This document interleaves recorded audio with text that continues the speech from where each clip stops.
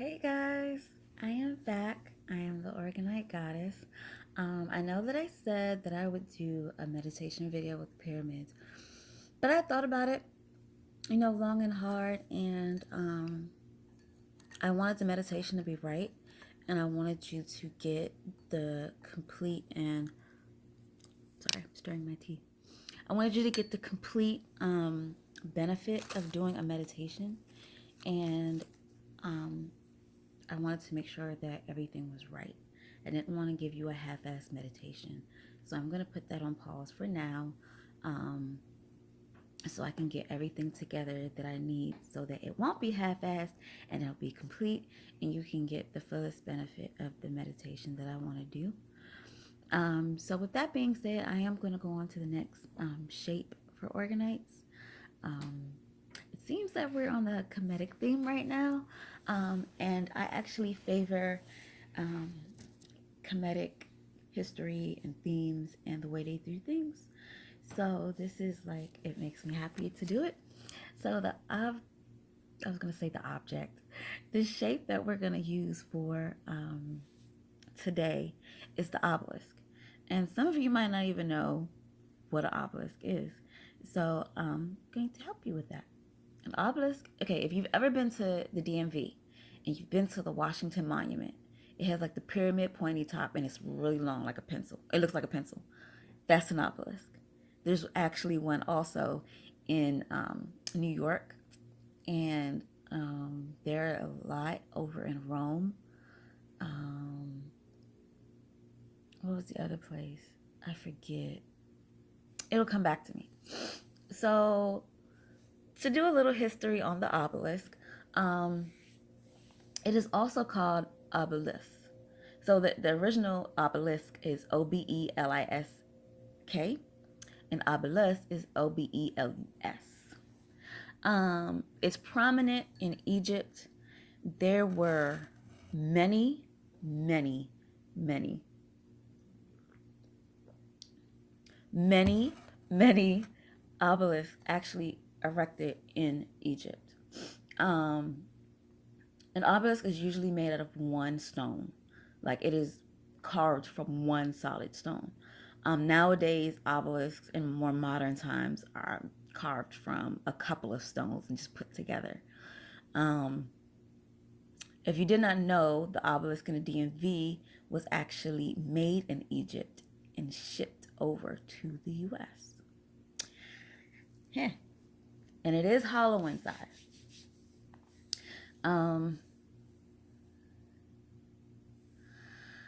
What else can I say?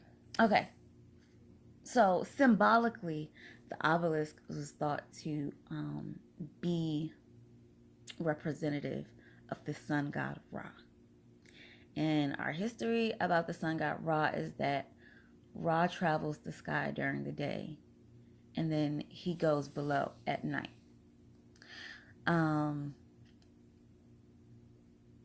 At one time in history, they said that the obelisk was thought to be the petrified ray of Aten, which is the sun disk, and that the god Ra existed inside of the structure, which would be pretty dope.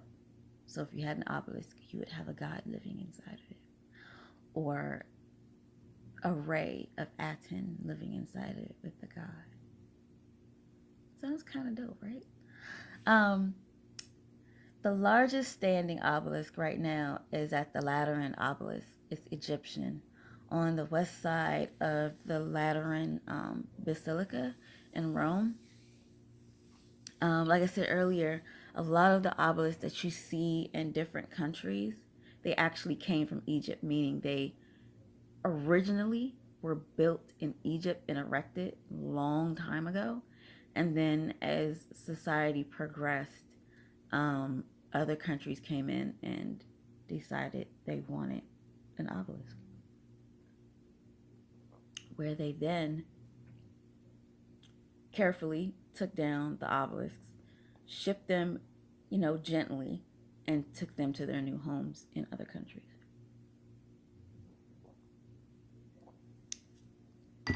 Sounds kind of bad, but what can you do?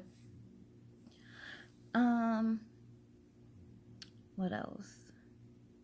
It is also said that the obelisks were first used as well to help calculate the circumference of the earth.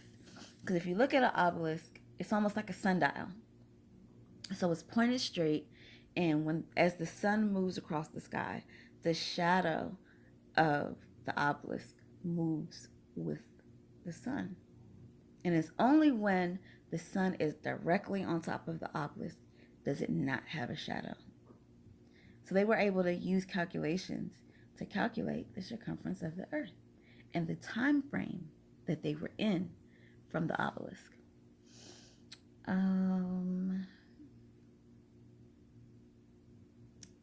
Another name for the obelisk was, what was it? Gives it a T. What did they say it was? Tekenu. And it meant to pierce the sky. So if you pay attention, an obelisk is basically it's a very tall structure. You know what? Let me get an obelisk. Give me 1 second.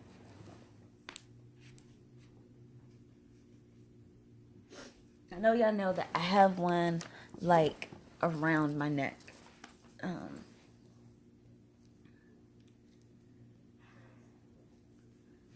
have one around my neck. This is my protection one. It has black tourmaline, tiger's eye, and clear quartz in it. This one here is also my special obelisk. It has emerald, clear quartz, and copper. So this is a obelisk, and they called it Tekenu, which is to pierce the sky. And because they were so tall, it looked like it was piercing the sky, of course. Pretty. And what else did they say? Oh, so because of that, it was not only associated with the sun god Ra, it was also associated with the Bennu bird. If you don't know what the Bennu bird is, it's an Egyptian phoenix, or it is a phoenix, but the Egyptians call it the Bennu bird. And they said that the Bennu bird's cry would wake up creation, but the same cry from the bird would also signify the end of the world.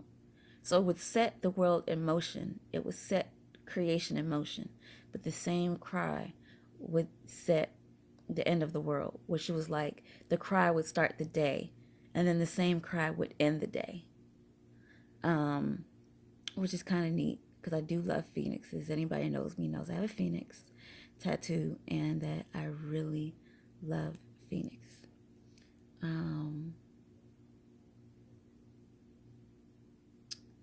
Another story about the obelisk is that it was said, why do I always have bits and pieces in my head? I'm sorry, guys. I have bits and pieces in my head because I was doing so much research on it and stuff like that. I love this obelisk. Who knows about Ben? Ben is said to be the primordial mound upon which the god Adam stood at the creation of the world. And they linked it to Amun and Amun-Ra, light and life itself. So we all know Ra deals with the sun, which they link it to him. And now they link it with their primordial mound, which is also linked to Amun-Ra. So it seems like it has a lot of very interesting affiliations.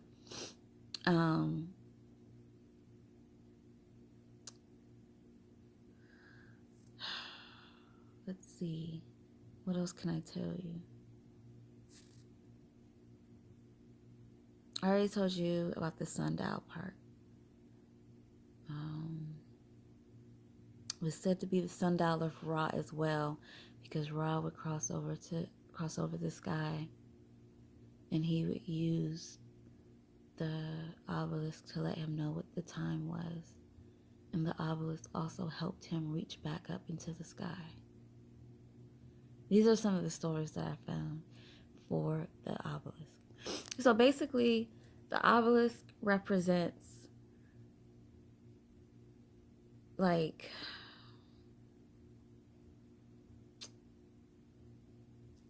balance and harmony. It was said that it was good to keep obelisks in pairs because they would keep the balance and harmony. They would balance out good and evil, positive and negative, if you had two at once. So I think this would be a good piece to get for balance, harmony, and like if you are into comedic history, or you're one of those people that really have affiliation, or maybe affiliation is not the word to use. You really feel a pull to the sun. You favor phoenixes. This would be a nice piece to get since they are all affiliated with each other. And I feel like it's a piece of history. You can find these now. I won't say almost anywhere, but you can find these in a lot of places. And please believe that they come from Egypt. Like originally came from, like they were built in Egypt. They've been there for a couple thousand years. People came over and decided they wanted it and they took it. And re-erected it in their country.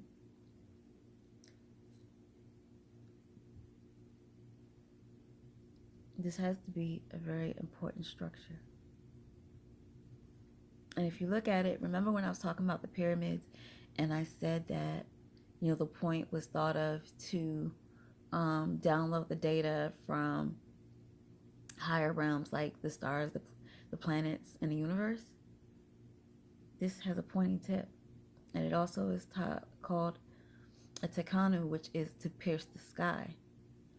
So this being bigger and taller than some of the pyramids pierces the sky to get more information. And whatever information it's getting creates balance and harmony. And you can think of it as a mechanism that touches the sky, that reaches the sun and uses energy of the sun. And I say that in affiliation with the phoenix. The phoenix was fire. It was rebirth. It would be born from its own ashes. Harness the sun's power. Does this make sense to everybody? Are you keeping with what I've been saying about this? You guys can definitely give me feedback. Like this video, comment on this video, share the video for people that are interested in obelisks and their meanings.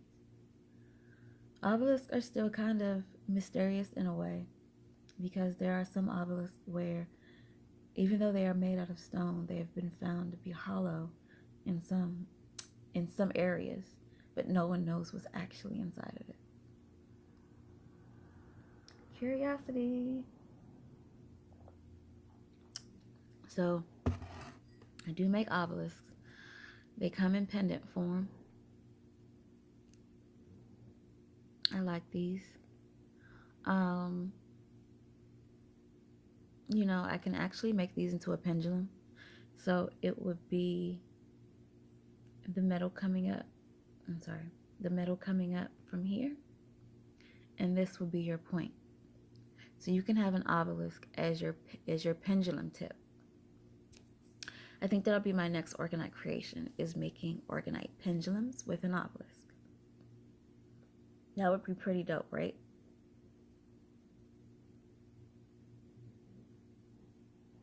Okay, I'm not going to keep you much longer, but I hope that you got a better understanding of obelisks, where they stem from, their definitely beautiful stories, and their affiliation, and what would be a good reason for you to get it.